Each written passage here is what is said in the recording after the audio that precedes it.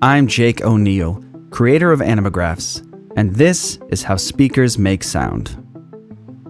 The basic speaker design has a motor that drives the speaker back and forth, attached to a cone to translate this movement into pressure waves that travel through the air. Let's look at each part in depth.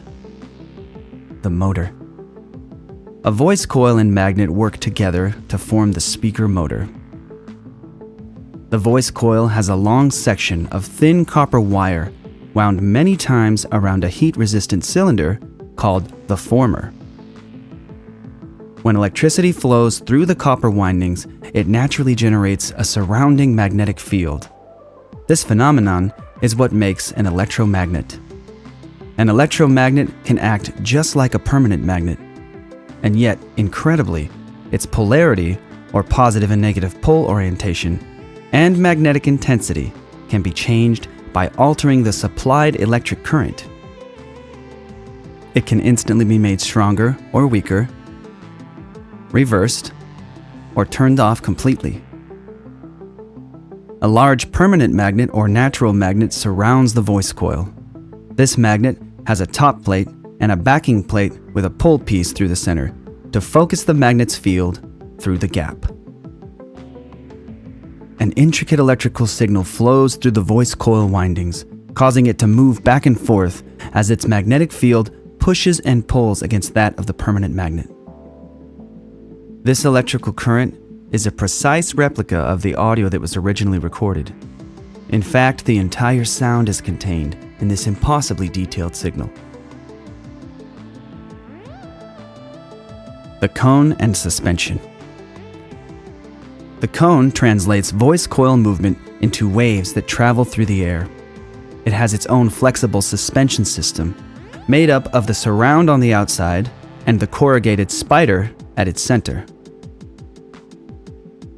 The dust cap keeps debris and unwanted material out of sensitive internal areas.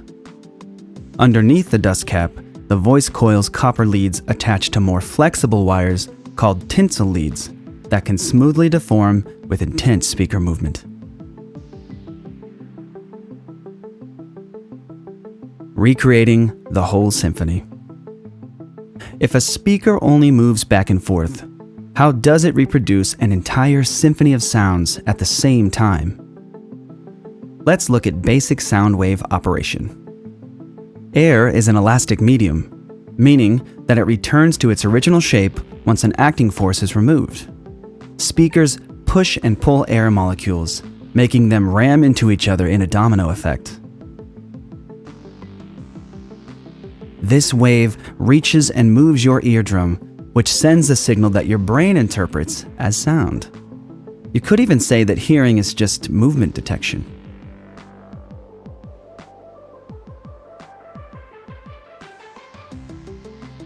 While it's often easier on paper to draw waves as a bouncy line, in reality, sound waves are three-dimensional areas of high and low pressure. When we turn up the volume, the speaker pushes harder, sending more forceful waves through the air. The sound wave's pushing force is its amplitude.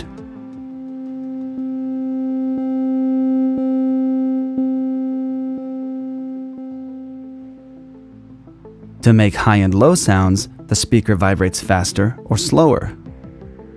The wave rate is its frequency measured in hertz, or in musical terms, its note pitch.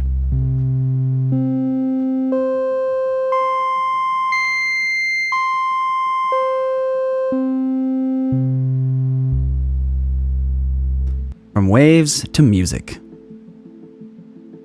A musical instrument produces a unique waveform when played. Just one note has low, mid, and high range vibrations combined into a complex sound wave. The most apparent frequency of a vibrating guitar string may be a G note. And yet many smaller twitches and movements travel through the string at the same time, producing tones that your ear also detects.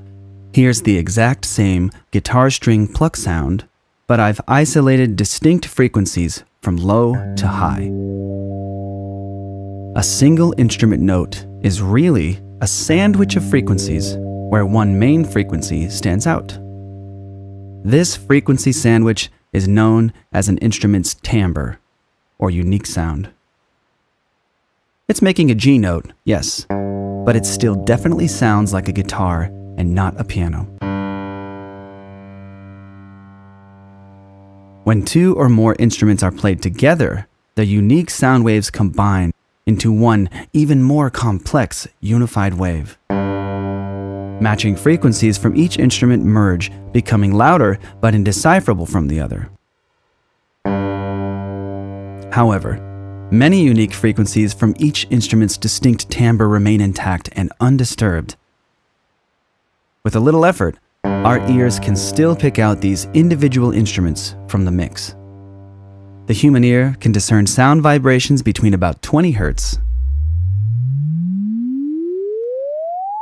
and 20,000 Hz. That's a lot of available frequency to work with.